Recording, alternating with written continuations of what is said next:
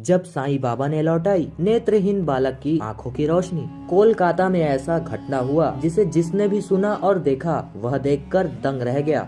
किसी को भी अपने कानों और आंखों पर यकीन नहीं हुआ, क्योंकि कलारपुर में जो हुआ वो अविश्वसनीय था।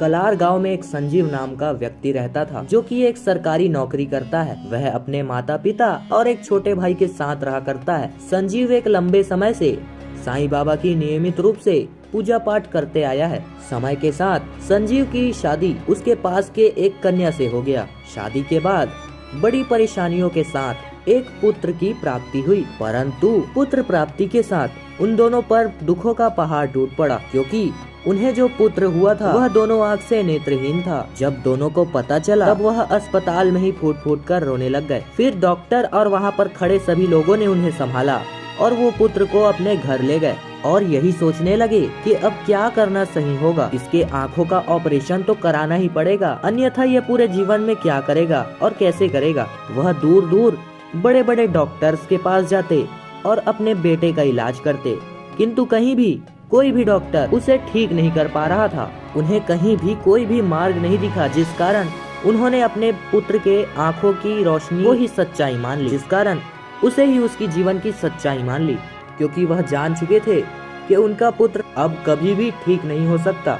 फिर उन्होंने अपने पुत्र के लालन पालन में किसी भी प्रकार की कोई भी कमी नहीं रखी। दोनों पति पत्नी अपने बच्चे को बचपन से ही साईं बाबा की कहानी व चालीसा सुनाया करते थे और साईं बाबा की सभी कहानी उसे बहुत ही उत्साहित भी किया करती थी। दोनों ने उसका नाम भी साईं बाबा के नाम पे रख दिया। उन्होंने उसका नाम साईं रख दिया। वह बड़ा होकर विद्यालय जाने लगा, परंतु वहाँ सब उसका मजाक उड़ाया करते थे। साईं ना देखने के कारण कहीं पर भी गिर जाया करता था और विभिन्न कई परेशानियों में भी पड़ जाता था। इन सभी परिस्थितियों को देखकर संजीव की आंखें आंसू से बहने लगती थी। एक दिन जब संजीव को अपने पुत्र की दुख नहीं देखी गई, तो वह साईं बाबा के मंदिर में जाकर अपने पुत्र की सभी परेशानी साईं बाबा को साझा करने लगा। उन्होंने कहा, हे प्रभु, हे मेरे साईंनाथ, मुझे अपने पुत्र के इतने सारे दुख देखे नहीं जाते। हे मेरे प्रभु, मेरे संकट दूर करो।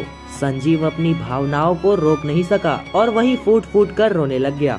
यह सभी दृश्य वहाँ खड़े पुजारी और साधु ने देख लिया और वह संजीव को अपने पास बुलाने लगे। उन्होंने कहा, मैंने सारी बात सुन ली है। मैं ये जान चुका हूँ कि तुम और तुम्हारे पुत्र बहुत ही संकट में पड़े हुए हैं, किंतु तुम्हें चिंता करने की कोई जरूरत नहीं है। अगर आप साईं बाबा को खुश कर देते हो तो साईं बाबा आपकी सारी परेशानी दूर कर देंगे। संजीव जी ने पूछा कि मुझे ऐसा क्या करना पड़ेगा जो साईं बाबा खुश हो जाएंगे। तब महंत जी ने बोला कि तुम घर में अखंड साईं चालीसा व साईं सच्चरित का पाठ कराओ, साईं बाबा अवश्य खुश होंगे। संजीव उनकी बातें सुनकर बहुत ही खुश हो गया और अपने खुशी खुशी घर निकल गया। वह घर पहुंचकर अपने पत्नी को बताने लगा कि अगर हम घर में साईं बाबा का अखंड चालीसा का पाठ कराएंगे तो हमारे पुत्र की आंखों की रोशनी वापस आ जाएगी। दोनों सच्ची श्रद्धा और भक्ति के साथ साईं बाबा की अखंड चालीसा के तैयारी में लग गए और गुरुवार के दिन साईं बाबा का अखंड चालीसा पाठ शुरू हो गया। वहाँ पर भक्ति भाव की चादर फैल सी गई। वहाँ सभी लोग साईं चालीसा में डूबते जा रहे थे।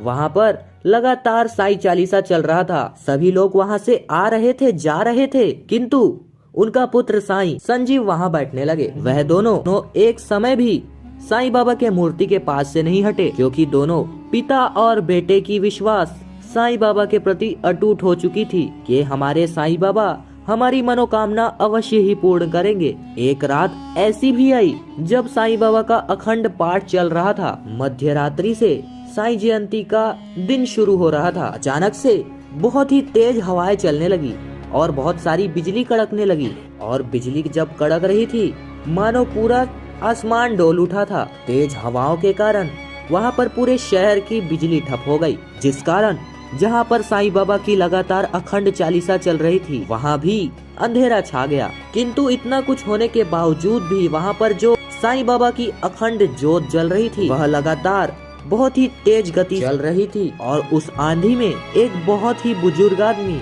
उनके तरफ बढ़ता आने लगा, पंडाल में आने लगा। बहुत ही अंधेरा होने के कारण उनका चेहरा ठीक से नहीं दिख पा रहा था, परंतु जैसे जैसे वह बुजुर्ग व्यक्ति उनकी नजदीक बढ़ रहा था वैसे ही वैसे गर्जना शांत हो रही थी। और जैसे ही उस व्यक्ति ने पंडाल में अपना कदम रखा, तूफान मानो एकदम से शांत हो गया। वह बुजुर्ग व्यक्ति अपने शरीर पर सफेद कलर का पोशाक लपेटे हुए थे। उनका विशाल शरीर और उनकी आंखों में एक अलग सा तेज था। वहाँ पर मौजूद सभी लोग अपनी नजर वहाँ से नहीं हटा पा रहे थे। सभी लोग उस बाबा को ही देख रहे थे। परंतु फिर जो हुआ उसे देखकर संजीव सहित सभी लोगों के होश उड़ गए। वह बुजुर्ग व्यक्ति धीरे धीरे साईं की तरफ बढ़ने लगा और साईं से ऐसे कहने लगा जैसे वो बहुत ही पहले से उसे जानता हो। सभी लोग उसे गौर से देख रहे थे। बातों बातों में उसने साईं के ऊपर हाथ फेरा और फिर उठकर वहाँ से जाने लगा। साईं इधर बहुत ही तेज गति से चिल्लाया। सभी लोग बहुत ही डर गए। वहाँ पर खड़े सभी लोग यही सोचने लगे कि वह बुजुर्ग व्यक्ति उस बच्चे के साथ क्या कर गया। सभी लोग उस बुजुर्ग व्यक्ति को पकड़ने के लिए उसके पीछे भी दौड़े, किंतु वह बुजुर्ग व्यक्ति पता नहीं कैसे कहाँ न जाने लुप्त हो गया। संजीव ने अपने पुत्र को संभाला। साईं ने अपने आँखों को रगड़कर अचानक से खोला तो वहाँ पर सभी खड़े लोग आश्चर्य में रह गए। साईं ने अपने पिता से कहा कि पापा मुझे सब कुछ दिख रहा है। यह सुनकर उन्हें किसी को भी, वहाँ जो भी व्यक्ति थे, उन्हें किसी को भी यकीन नहीं हुआ, परंतु ये सच था। संजीव को तुरंत ही ज्ञात हो गया कि ये जो तेज रोशनी में सफेद पोशाक धारण किया हुआ एक बूढ़ा सा व्यक्ति आया था, वो कोई और नहीं, वे स्वयं साईं बाबा थे, जिन्होंने अपने हाथ लगाकर मेरे पुत्र के दोनों आँखों की रोशनी फिर से पुनः वापस ला दी। साईं बाबा प्रसन्न होकर मेरे पुत्र की दोनों आँखों की रोशनी वापस दे गए। वहाँ जो भी खड़े लोग थे उन्होंने ये बात सुना तो उन सभी ने, वहाँ जो भी खड़े लोग थे सभी लोगों ने जोर जोर से साईं बाबा का जय जयकार लगाना शुरू कर दिया। फिर संजीव और उसकी पत्नी और बच्चे ने साईं बाबा के आगे आकर धन्यवाद किया और सभी लोग साईं बाबा का तहे दिल से जय जयकारा लगाने लगे और धन्यवाद करने लगे। दोस्तों, आपका क्या मानना है इस कहानी को लेकर, हमें नीचे कमेंट में लिखकर जरूर बताइएगा। अगर आपको ये वीडियो अच्छी लगी होगी तो वीडियो को लाइक, शेयर एंड सब्सक्राइब करना बिल्कुल भी नहीं भूलिएगा। भक्तों, हम मिलेंगे एक और नई खास अगली वीडियो में। तब तक के लिए बहुत बहुत धन्यवाद।